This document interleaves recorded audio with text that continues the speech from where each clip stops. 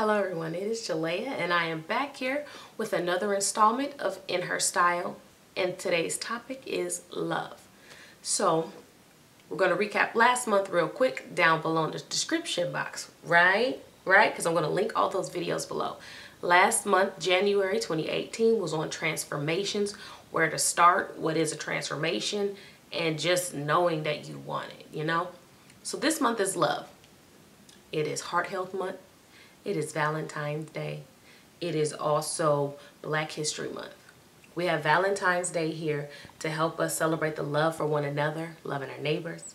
We have Heart Health to celebrate us loving ourselves and filling our temples with stuff that we should, and doing things for our body that will in return give us longevity and endurance.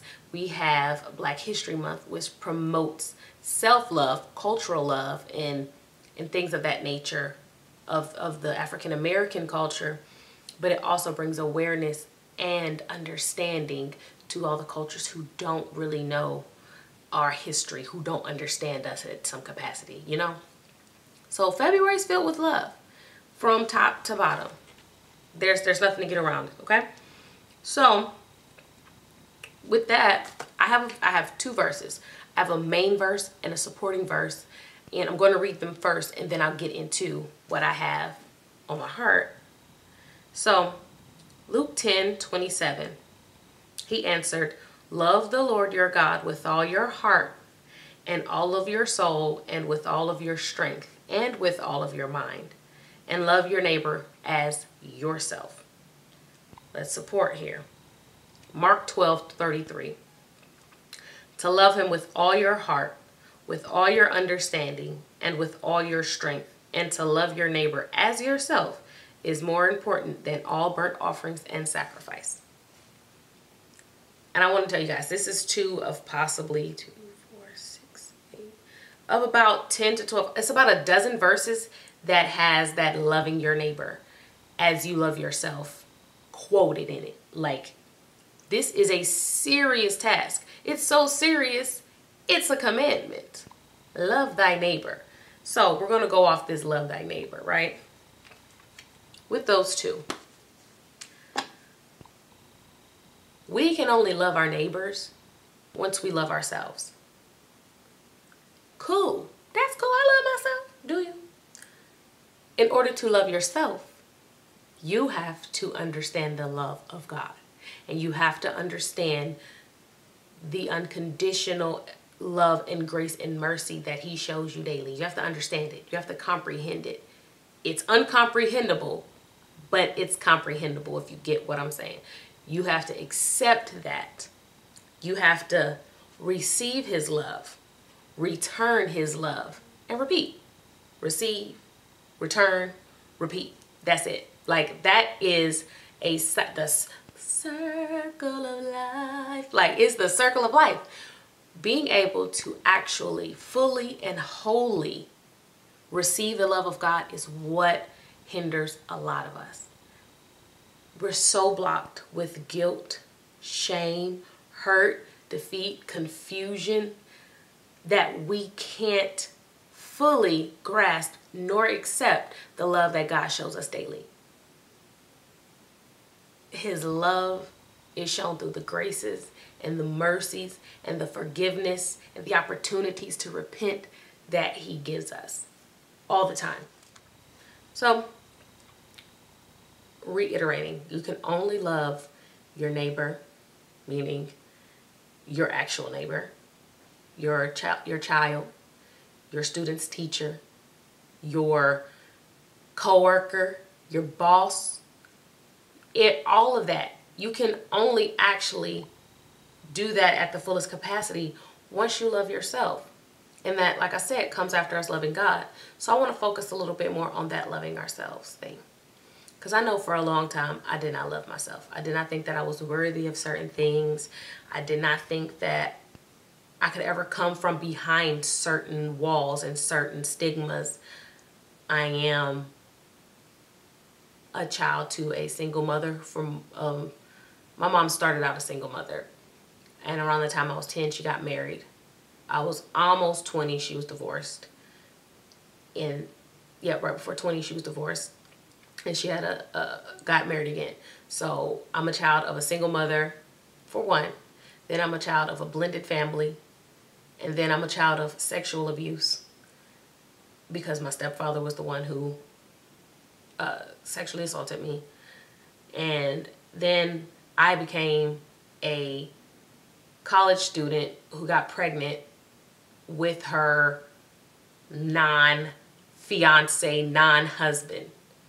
So just that start alone right there had me really look at myself like, ooh, girl, you done messed it up now. You ain't getting nothing. Like, you lucky if you just make it.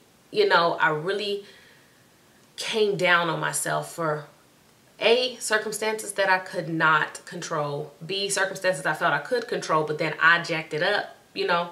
So I sat in that place of victim. I sat in that place of shame.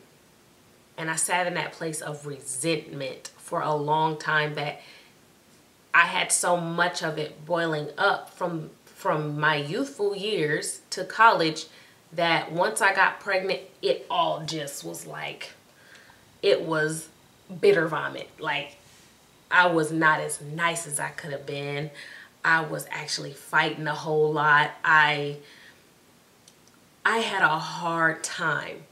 Like, I went all the way up until that time of my life thinking I loved myself, until that point came where I got pregnant and I realized that, yo, I don't know if you really do. But it was not clear to me that that's what I was going through. It was not until, you guys, and this is sad to say, but it's honest and it is what it is, and God does what he does for a reason, that I truly and fully came to love myself until somewhere between third and fourth baby. That's darn near 7-8 years after all my first bitter vomit. So it is key that the moment you realize you don't love yourself, and you'll find that out by the way that you treat yourself. You don't take care of yourself. You don't care how you look sometime, or you don't care about your well-being, or you don't care about others. Like, there's behaviors and mindsets that you have that show you how much you don't love yourself, because you think that no one else can love you. The moment I finally realized God loved me was when I finally looked at the fact that I don't know, still to this day, who my father is. There was a day I was in this very room, sitting in front of my vanity, and God slapped me with the revelation that I love you so much that I've been your father your whole life. No, you have not had your father, but you've had a stepfather who wasn't a good father to you. All those circumstances, I love you so much that I was still your father through it all, because there was a lot of times that even through all this mess, the muck and the myrrh, I had comfort, I had peace, I had revelations, I had safety and security on a lot of, like, there's a lot of, like, y'all, you really look back at your life. Look back at your life and just see how much God has loved you and how much he currently loves you, that, yeah, you may have gone through some stuff, but it ain't as bad as it could have been. It could always be worse. I don't care how bad it is. It could always be worse, and I need people to know that. And even then, in those worst times, he is pulling things away from you. He is adding things into you. He is shifting things for you. He is making a way for you even through all of that. And that is how he shows us love, by helping us transform. Helping us transform from a selfish being who had no regard for anybody else, that comes to depend on him for everything. Not only my breath, but for my family, for my career, for my spiritual health, for my book, for my whatever it is, you depend on him for it. It's as small as I depended on God at one point. God, help my kids tie their own shoes. Because, God, I am so stressed with tying. Like, I'm stressed out, and tying shoes was driving me up the wall. God help me with these dishes. And I give him the glory while all of it's happening. Wasn't always that way. But this is through a process of learning how much he loved me, how much he's cared for me, and how much he has given me, that I was able to be like, oh, and all those things that I did bad, God, you knew it too, and you were there for it, but you still held your arms open for me. You still gave your son Jesus, knowing that even then when he came to the cross, that I'd be here on this day and I would do this. You still did it. You love me. You love me. So receive the love that God has for you. Return the love that God has for you, and repeat. Return it to him by doing his will and not yours. And in doing that, you're loving every neighbor that you come across, your children, your husband. I know that that's the only way that I'm able to do what I do now. And that's the only reason that I have the compassion that I have now. That's the only reason that I have the capabilities that I have now. That's the only reason that God has gifted me with the gifts that he has given me, because he loves me and he wants his love to go forth in this world. I want you to really look at yourself in the mirror and take that test. Do you love yourself? Would you treat a friend the way that you treat yourself?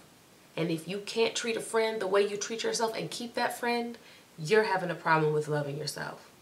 And you need to ask God to fix that.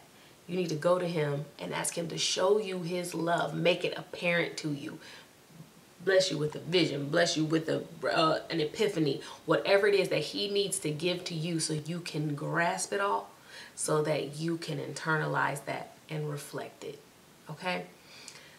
I just had to share that with you guys. I mean, it's Valentine's Day for everyone.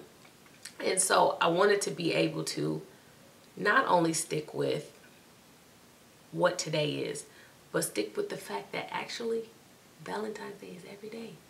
We should not be sitting here only showing love or immense love on one day.